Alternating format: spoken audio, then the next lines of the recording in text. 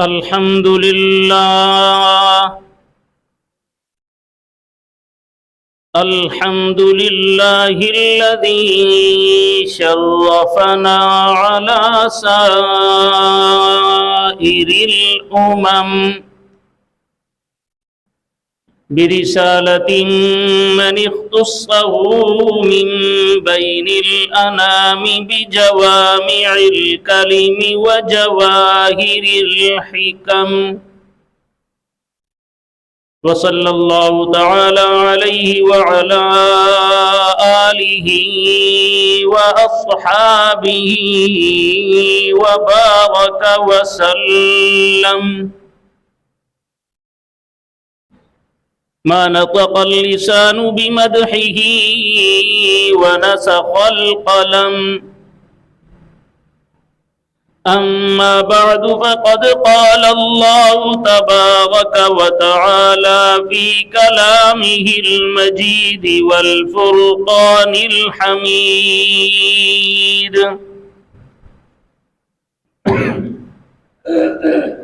أعوذ بالله من الشيطان الرجيم. بسم الله الرحمن الرحيم.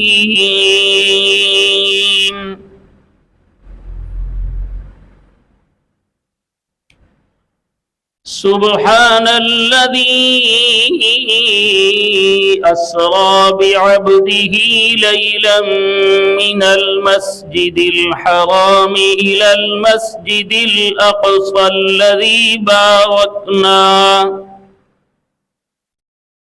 الذي باركنا حوله لنريه من آياتنا،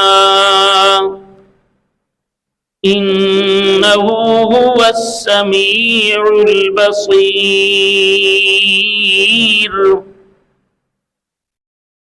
وقال تعالى في مقام آخر: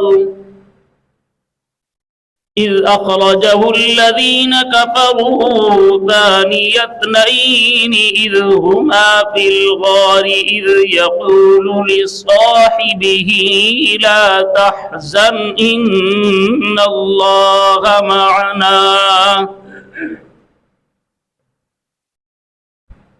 وقال النبي صلى الله عليه وسلم: أصحابي كالنجوم فبأيهم اقتديتم اهتديتم. وقال النبي صلى الله عليه وسلم: عليكم بسنتي وسنة الخلفاء الراشدين المهديين. وقال النبي صلى الله عليه وسلم: الصلاة معراج المؤمن، أو كما قال رسول الله صلى الله عليه وسلم: صدق الله العظيم وبلغنا به رسوله النبي الكريم، ونحن على ذلك لمن الشاهدين والشاكرين، والحمد لله رب العالمين. سارے حضرات محبت ذوق اور شوق کے نال نماز درود شریف پڑھی. اللهم صل على محمد وعلى آل محمد كما صليت على إبراهيم وعلى آل إبراهيم إنك حميد مجيد.